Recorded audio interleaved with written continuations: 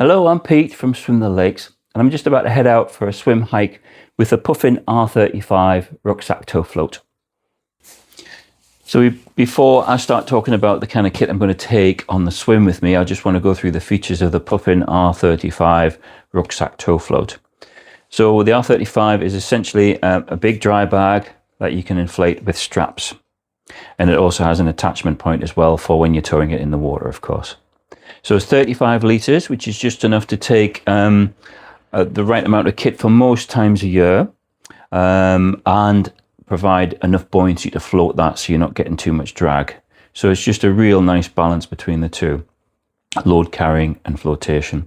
And also you want it to be able to float. You don't want it to be too much of a liability when you're in the water and holding you back too much. You need that extra 10 litres or so of buoyancy just to keep everything afloat and visible and above the water, which is its primary purpose. So you've got two detachable straps here. When I get down to the water's edge, they'll come off and I'll clip on the towing leash, which just clips on at an attachment point there. It's got a whistle in the buckle, which is really handy. I take a whistle as well, just because I'm overly safety conscious and I want backups for everything. It's got two really good inflation points, really nice valves, which are very low profile, very easy to dump the air out of it if you need to, and very easy to inflate. There's two, one on top, one on the bottom, just in case you manage to puncture one. And when you're towing it, you actually want to inflate this side so that the load stays on the bottom, and then you get a cleaner drag, all right, less drag when you're pulling. So that's a good little tip. It's 360 degree reflectivity, so there's reflective logos everywhere, and panels on the side there just in case you're going out early morning or late evening, or if people are trying to support you, if you're doing a longer self-supported swim and they're coming to try and find you by the lake shore in poor light conditions. It reflects head torches and any kind of light really effectively. So this is what we're going to be using today. I'll just go through what it is we're going to pack in it now. I just wanted to go through what kind of kit I take with me when I go on this kind of mini expedition. It's just a little local trip I like to do. It'll only take me an hour and a half at most, but I can do it from the shop and get back within 2 hours if I haven't got much time to play with. So the kit I take, I try and keep it as lightweight as possible. I don't take too much stuff with me, but I do want to keep warm because it's still the first week in March and the water temperature's around about 5 degrees in the river where I'm going to go. So I'm going to trial the Zone 3 Dura boot. That'll be the first time I've tried these in anger, matched with Zone 3 mitt. I'm wearing the mitts today because I'm going to be filming, so I'm going to be taking them on and off. So I think these will be particularly handy for that. I haven't used them in anger as well, so it's the first trial for me. We get very good feedback on these. My Zone 3 wetsuit and vest, and jammers, swim cap, socks, swimming mask, goggles, my pack towel, which is a Sea to Summit pack towel, and a few bits and bobs in Sea to Summit's dry bags.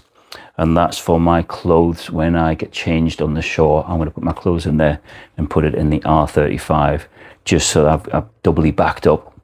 The kit I'm going to be wearing to walk down to the river is going to be lightweight kit, but very efficient. So I've used it before, I know it works, and I know it packs down really small and is really thermally efficient for this time of year.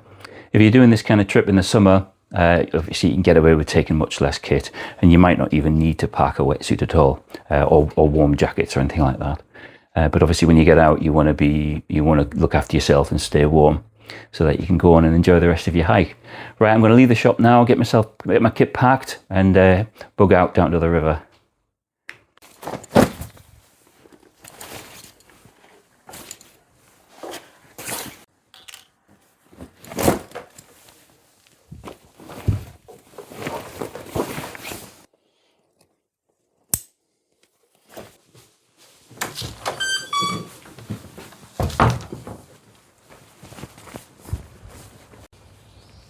I'm just going the quiet way out of Ambleside, past the lovely St Mary's Church, through their graveyard. All the daffs are out.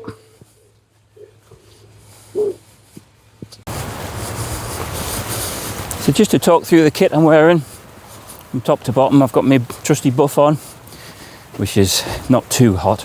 If I need a bit more on my head, I can always pop my hood up. I've just got a lightweight Arc'teryx insulated jacket. It's not down, It's just man-made insulation, which is good if it gets a bit wet. It still insulates really well. Underneath I'm wearing a Reed Transpire fleece t-shirt, which is really warm for its weight. I don't need much more than that. There's about an 8 or 9 knot wind coming in from the west. But in general, the atmospheric temperature is not too bad. On the bottom, I've just got some merino leggings, 3/4 length, with just some running waterproofs over the top. Some nice socks and some Gore-Tex trainers, some Ultras, which I find very comfortable. So that's all I need really. Very lightweight, packs down really well inside the bag, and should be enough to keep me warm today. I'm a little bit warm, which is about right, because when I get out, obviously I'm going to be much colder than I am walking in. Just enjoying the walk in along the River Brathay. So this is my get-in point. It's a bit of an eddy in the river.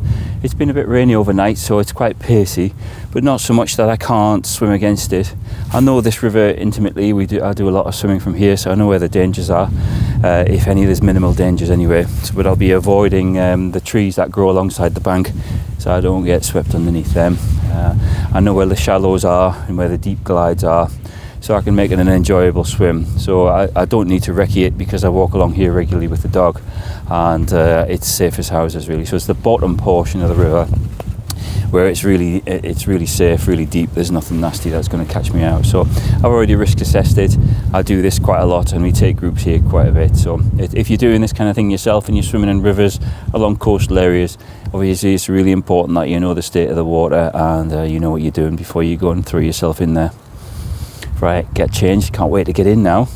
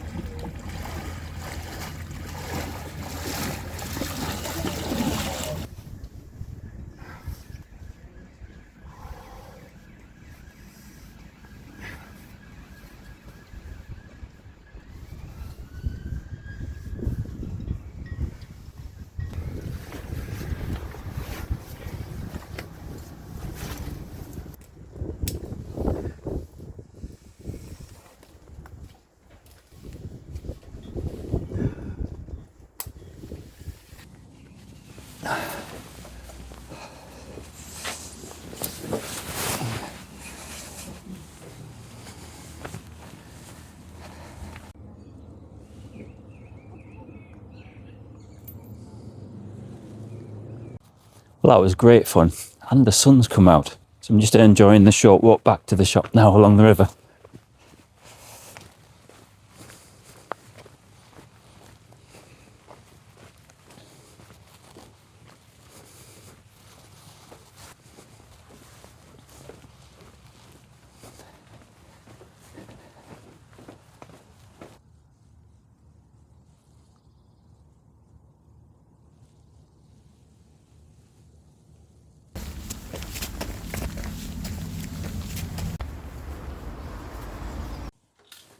Well, I'm back. That was a great swim. Really enjoyed my time out.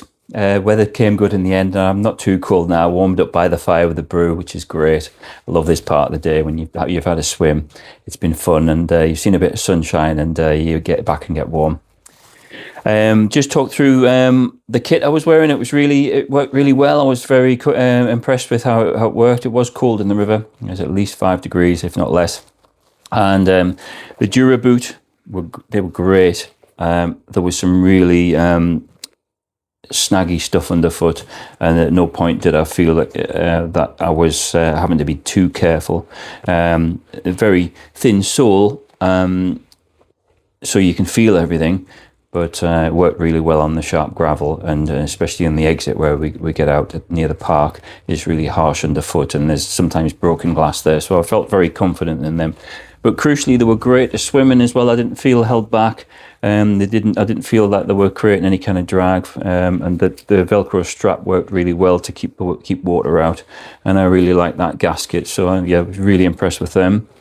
So I'll be using these for the rest of the season, I think. The mitts were also spot on. I had to get out to get the shots I wanted. I had to get out and take my gloves off to faff about with the camera.